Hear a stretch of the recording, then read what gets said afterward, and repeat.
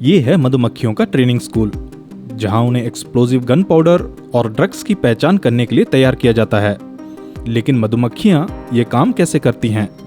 वे इंसानों को कैसे बताती हैं कि उन्हें एक्सप्लोजिव्स या ड्रग्स की गंध आ गई है? और इस ट्रेनिंग के बाद मधुमक्खियों का होता क्या है, जानेंगे इस वीडियो में। स्वागत है दोस्तों, आप सभी का इन्फोसिस चैनल में।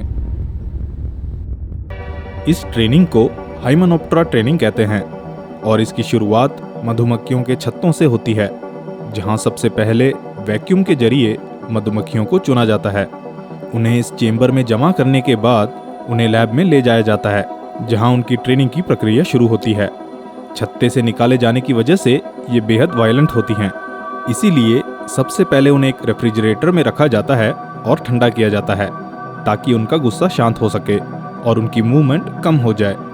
ठंडा होने के बाद उन्हें पकड़कर एक हार्नस में रखा जाता है और उन्हें 30 मिनट के लिए इस हार्नस में छोड़ दिया जाता है, ताकि वे अपने नए वातावरण में ढल सकें। हर मक्खी को मैनुअली हार्नस में लोड करना बहुत टाइम टेकिंग टास्क हो जाता है और अगर सावधानी ना बरतें तो ये दबकर मर भी सकती है। इसीलिए कई लैब्स में ऑटोमेटेड बी लोडिंग मशीन की मदद से ये काम किया जाता है। इस मशीन में उन्हें एक चेंबर में डालकर एक एक करके सिलेंडर में चलने के लिए मजबूर किया जाता है। इनमें से प्रत्येक सिलेंडर को लोडिंग ट्यूब में गिराया जाता है, जहां मधुमक्खियों को उनकी सीटों पर धकेल दिया जाता है। अब इन मक्खियों को अगले 2 दिनों के लिए ट्रेन किया जाता है। अब आपके मन में एक सवाल आ सकता है कि आखिर बम का पता लगाने के लिए मधुमक्खियों को कैसे ट्रेन किया जाता है? आखिरकार वे कुत्ते तो नहीं हैं। क्या होगा अगर हम आपको बताएं, ये ट्रेनिंग ठीक उसी तरह से दिया जाता है जैसे कुत्तों को ड्रग्स और एक्सप्लोजिव्स का पता लगाने के लिए ट्रेन किया जाता है। कुत्तों की तरह मधुमक्खियों की सूंघने की शक्ति बहुत तेज होती है। ये दोनों जीव मीलों दूर से अपने टारगेट को सूंघने की क्षमता रखते हैं। अगर कुत्तों को एक्सप्लोजिव्स का पता लगाने के लिए ट्रेन करना है तो उन्हें बचपन से ही एक्सप्लोजिव सूंघाया जाता है। जब भी कुत्ता इसे सूंघता है तो उसे बदले में रिवॉर्ड के तौर पर खाने को कुछ दिया जाता है। इसमें इस बात का ध्यान रखा जाता है कि कुत्तों को एक्सप्लोजिव्स की गंध के बिना खाना ना दिया जाए।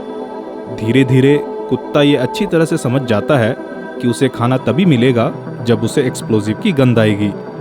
कुत्तों के इस साइकोलॉजी को इस्तेमाल करके अब एयरपोर्ट पर एक्सप्लोजिव्स का पता लगाने के लिए उनका इस्तेमाल करना बहुत आसान हो गया है।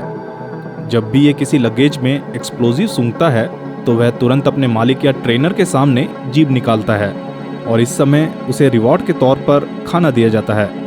अगर किसी लगेज में एक्सप्लोजिव ना भी मिले तो भी ट्रेनर को पहले उसे एक्सप्लोजिव सूंघाना होता है और उसके बाद ही उसे खाना देना होता है। लेकिन मधुमक्खियां ये काम कैसे करती हैं?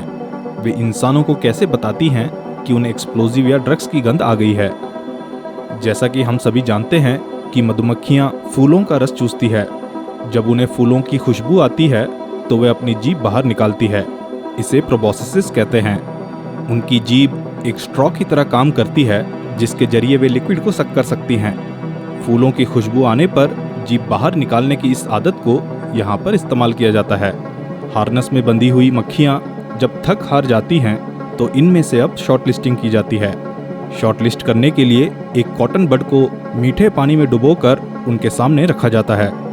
जो मक्खियाँ इस मीठे पानी को चूसने में इच्छुक होती हैं वे अपनी जीभ बाहर निकालती हैं और इसी तरह उन्हें शॉर्टलिस्ट किया जाता है और ट्रेनिंग के नेक्स्ट फेज में भेजा जाता है। अब इन शॉर्टलिस्ट की गई मक्खियों को 6 सेकंड के लिए एक्सप्लोजिव वेपर सूंघाया जाता है और आखिरी 3 सेकंड में उन्हें मीठे पानी में डिप हुआ कॉटन बड दिया जाता है। ये प्रोसेस एक ऑटोमेटेड मशीन की मदद से की जाती है। कुछ घंटों बाद मधुमक्खियाँ अच्छी तरह से ट्रेन हो जाती हैं। वे समझ जाती हैं कि एक्सप्लोजिव की इस खास स्मेल के तुरंत बाद उन्हें रिवॉर्ड के तौर पर मीठा पानी मिलेगा।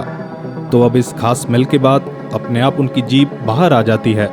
अब ये मधुमक्खियाँ पूरी तरह से ट्रेंड हो चुकी हैं, इसलिए उन्हें हार्नस से बाहर निकालकर एक कंटेनर में छोड़ दिया जाता है और यही ट्रेनिंग अब मक्खियों के दूसरे बैच को भी दी जाती है।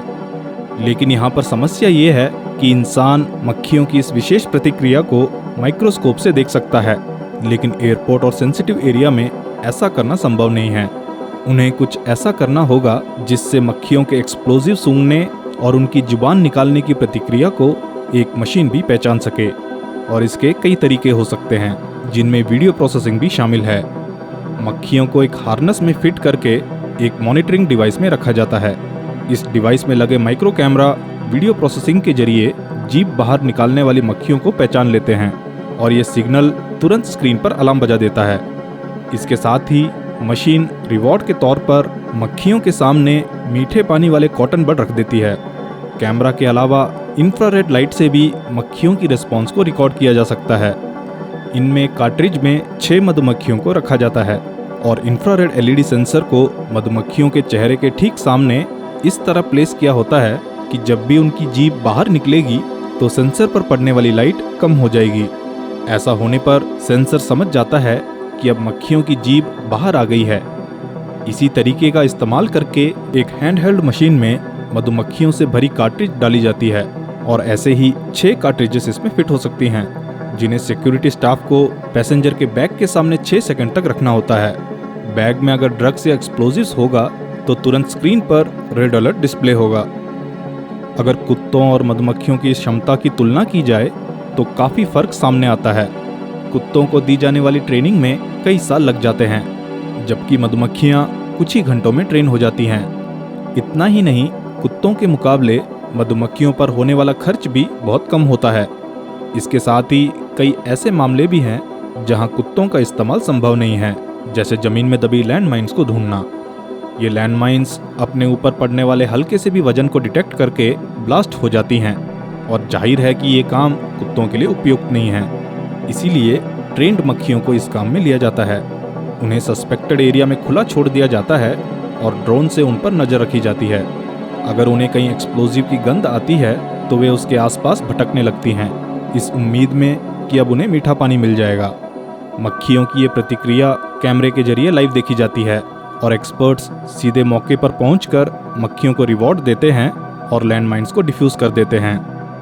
और अच्छी बात यह है कि ट्रेनिंग और कुछ दिनों के काम के बाद मधुमक्खियों को वापस छत्ते में छोड़ दिया जाता है। सो दोस्तों, उम्मीद करता हूं कि आपको ये वीडियो इन्फॉर्मेटिव लगी होगी।